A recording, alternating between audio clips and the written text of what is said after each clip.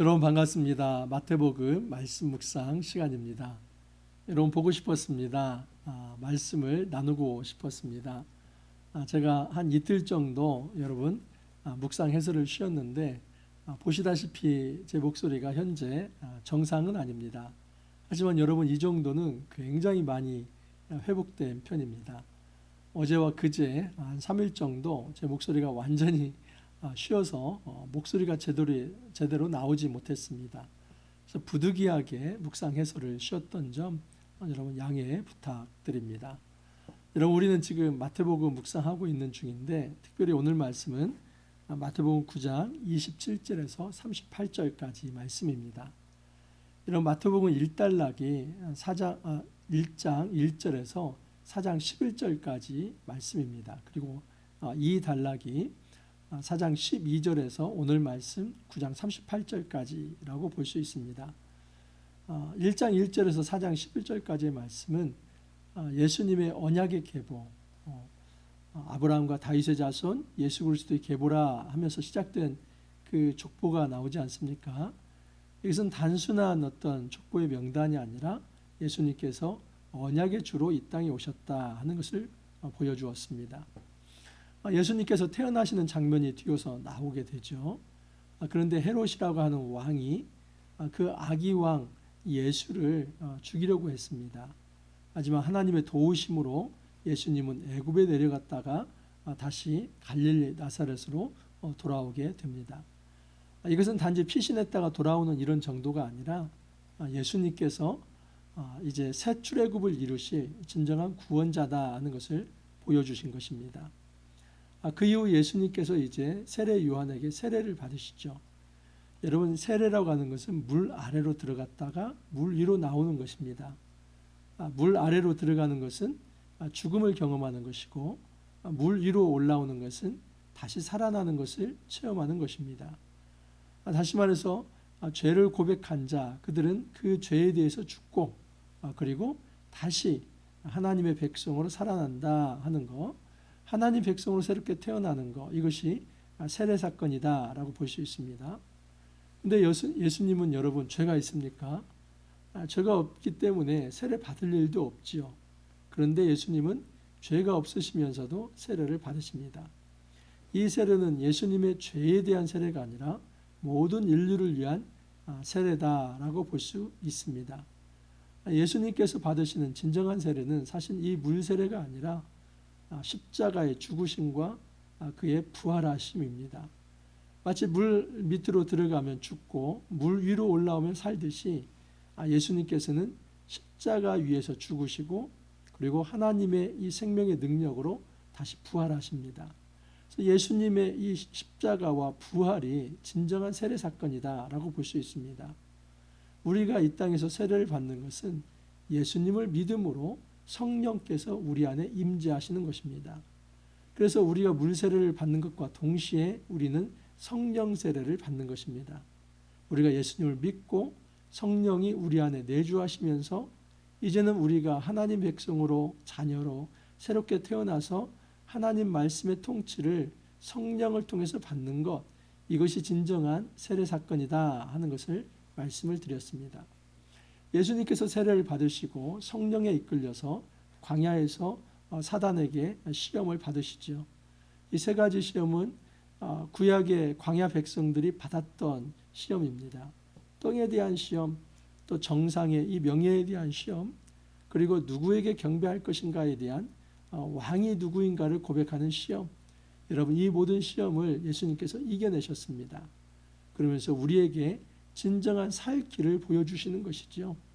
우리가 하나님 백성으로서 승리할 수 있는 길을, 그 시험을 이길 수 있는 길을 예수님께서 친히 보여주신 것입니다.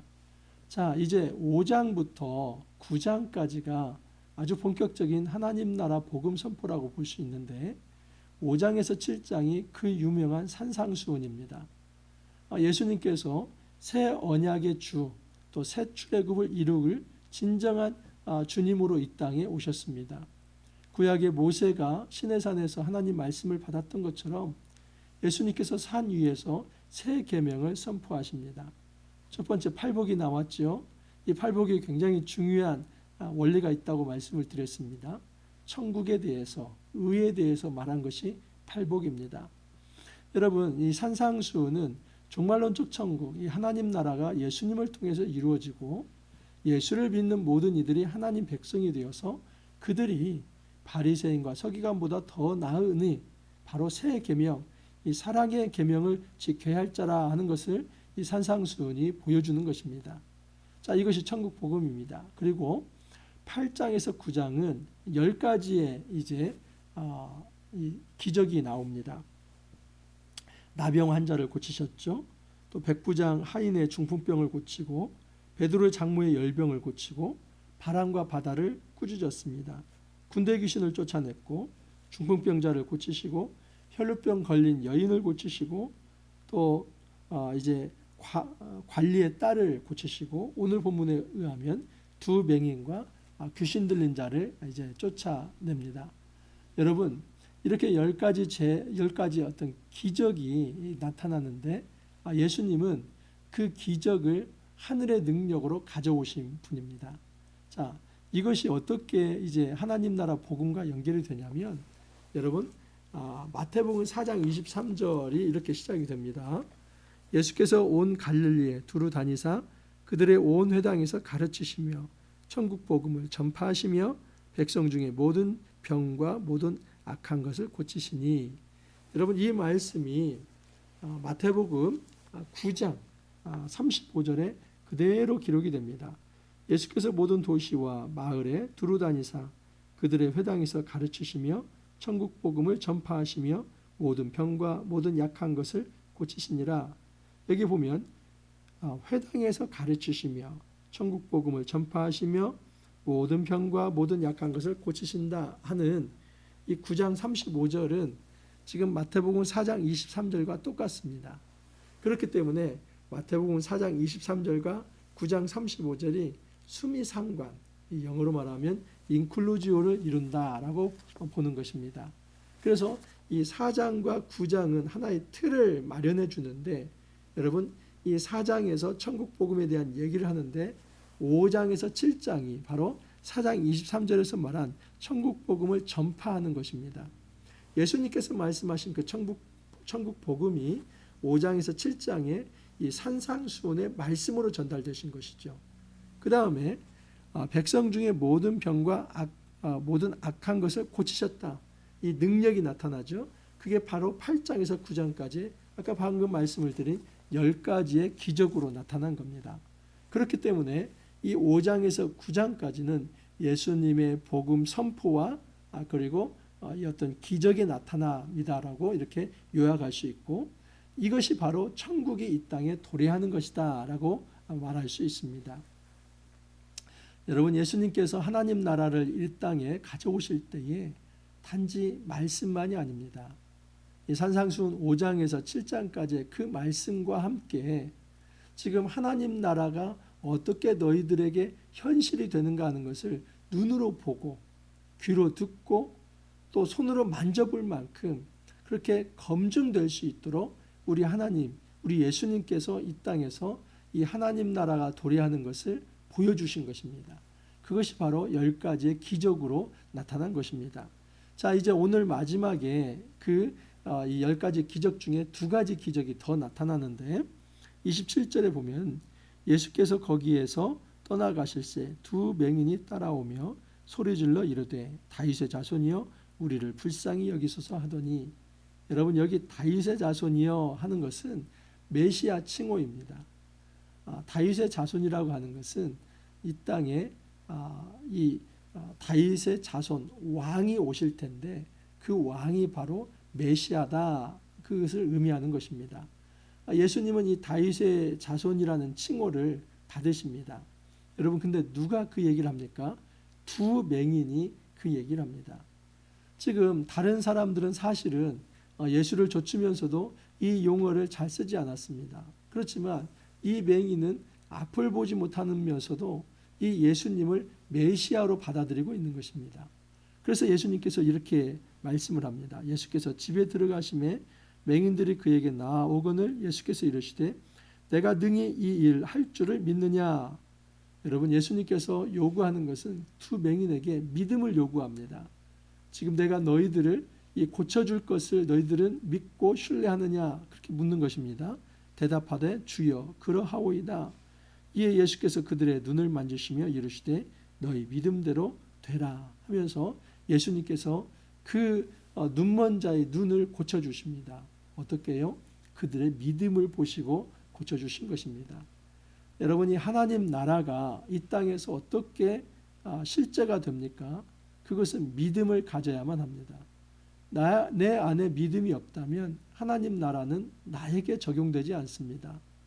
아무리 좋은 하나님 나라, 천국이라 할지라도 그 사람에게 믿음이 없다면 그 사람에게는 하나님 나라가 임하지 않는 것입니다. 여러분, 이 땅에서 우리가 진정한 천국을 소유하고 싶고 또 천국을 맛보며 살아가고 싶다면 믿음을 가져야만 합니다. 그 믿음은 예수 그리스도에 대한 철저한 신뢰입니다.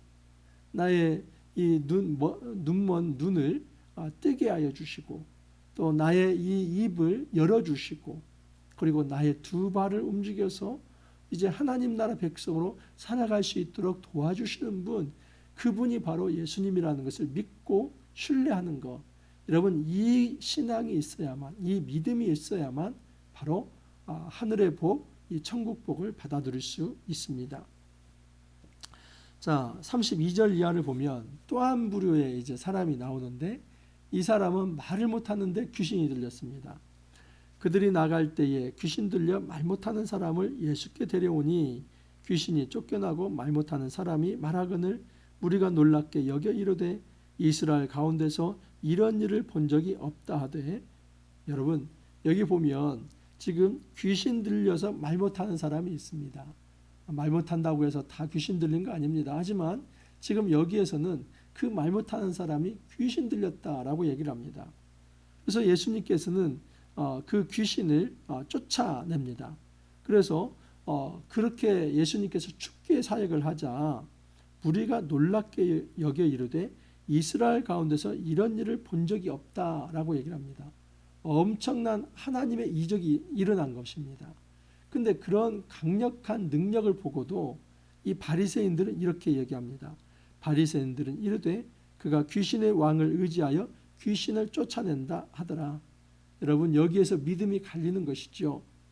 정말 하나님 나라를 이제 적용하고 또 자기 것으로 받아들이고 싶다면 믿음이 있어야만 합니다.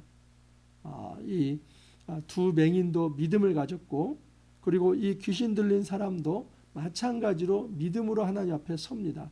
그들에게 진정한 하늘의 능력이 나타난 것입니다. 하지만 여러분, 이런 능력을 보고도 믿지 않는 부류가 있습니다. 그 바리새인들은 예수님의 이런 사역을 놓고 귀신의 왕을 의지하여 귀신을 쫓아낸다. 어디 예수님께서 지금 귀신의 왕, 이 사단의 힘을 빌어서 쫓아냅니까? 여러분, 예수님은 오히려 능력으로 그 사단을 묶었기 때문에 이 귀신을 이겨낼 수 있는 것입니다. 쉽게 말하면 귀신들의 대왕인 그 사단을 예수님께서 묶어놨기 때문에 이 귀신들을 예수님께서 쫓아낼 수 있었던 것입니다. 이 사단의 나라가 물러나고 하나님 나라가 이 땅에 임한 것입니다. 여러분, 하나님 나라가 임할 때 우리가 정말 불신앙을 가지고 천국을 받아들일 수 있는 기회를 박차지 않기를 바랍니다.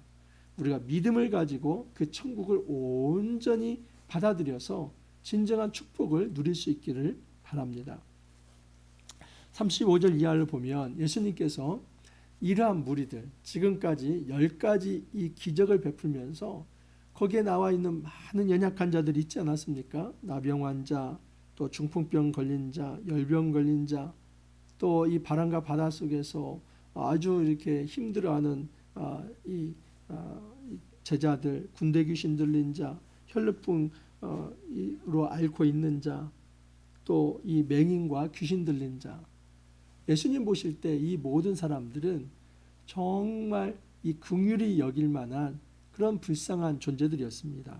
그래서 예수님께서 이러한 자들을 목자 없는 양과 같다라고 이야기를 하십니다. 36절을 보면 무리를 보시고 불쌍히 여기시니 이는 그들이 목자 없는 양과 같이 고생하며 기진함이라. 여러분, 예수님의 이 눈이 얼마나 귀합니까? 이 예수님은 세상의 이 사람들을 향해서 목자 없는 양과 같다. 그들은 정말 고생하고 있다. 그들은 목자 없는 양과 같이 어디에 정말 이제 안주하지 못하고 또 어디에 정착하지 못하고 그렇게 유리하면서 힘들고 어렵게 살아가고 있다. 여러분, 우리의 삶이 때로는 이 목자 없는 양과 같이 그렇게 고단하지 않습니까? 영적으로 고단하고 또 육체적으로 고단하고 그리고 모든 어떤 이제 이 사회적으로 또 정치적으로 압박 속에서 고단한 삶을 살아가고 있지 않습니까? 근데 주님께서 그 고단한 이 목자 없는 양과 같은 자들을 긍휼히 여기시면서 이렇게 말씀하십니다. 이에 제자들에게 이르시되 출소할 것은 많되 일꾼이 적으니 그러므로 출소하는 주인에게 청하여 출소할 일꾼들을 보내주소서 하라 하시니라. 여러분, 이 예수님께서 지금 이 제자들을 향해서 이렇게 지금 곡식이 휘어져 다 출소할 때가 되었는데 그것은 지금 목자 없는 양들을 가리키는 것입니다. 이들을 돌봐야 하는데 이 돌볼 일손이 너무 부족하다. 그래서 출소할 일꾼들을 보내주셔서 그렇게 기도하라는 것입니다. 여러분, 내일 본문에 의하면 예수님께서 12제자를 부르십니다. 그리고 나중에는 이제 70인 전도대를 파송을 합니다. 이 모든 것은 여러분 예수님 혼자 사역하는 것이 아니라 지금 9장 38절까지 예수님께서 공생애를 시작하시면서 이제 말씀을 전하시고 기적을 일으키는 이 예수님의 1차적 사역을 이야기했다면 10장 이후에서는 예수님께서 제자들을 통해서 이 사역을 같이 동역하신다는 것입니다. 하나님 나라는 예수님을 통해서 가져오지만 예수님에게서 끝나는 것이 아니라 그의 제자들에게 이 미션이 전달이 되고 그리고 그 제자들은 12제자 공동체가 새 이스라엘, 다시 말해서 신약의 교회가 되어서 이 땅에 진정한 하나님 나라를 가져옵니다. 이 땅의 하나님 나라는 바로 이 교회 공동체의 확장을 통해서 이루어지는 것입니다. 여러분, 예수님의 초림부터 지금까지의 기간에 이 역사를 한마디로 정의할 수 있다면 그것은 교회의 역사입니다. 예수님께서 이제는 자신의 이 천국 복음의 사역을, 이 전도 사역을 교회에게 전달하는 것입니다. 주님께서 우리에게 말씀합니다. 이 세상이 지금 목자 없는 양과 같은 그런 사람들로 가득하여서 그들에게 많이 다가가서 그들을 출소할 그 출소의 일꾼들을 기다리고 있다. 너희가 바로 그런 출소의 일꾼이 되라고 이야기를 합니다. 여러분, 신천지도 이 추수꾼이 되어서 기성교회의 침투에 들어갑니다. 여러분, 하물며 우리가 정말 이 복음의 참다운 추수의 일꾼이 되어서 예수님 사역과 동참해야 하지 않겠습니까? 여러분, 이 이단들도 이렇게 떠들면서 주의 백성들을 넘어뜨리려고 그렇게 이제 몸부림을 치는데 우리가 여기에 이렇게 안주하고 있어서는 아니 됩니다. 자, 이제 여러분, 마태복음 2단락이 끝났습니다. 이제 천국 복음이 예수님에 의해서 선포가 되고 또 예수님의 능력을 통해서 하나님 나라가 도래한다 하는 것을 보여주셨습니다. 그리고 우리에게 이제 말씀하는 것입니다.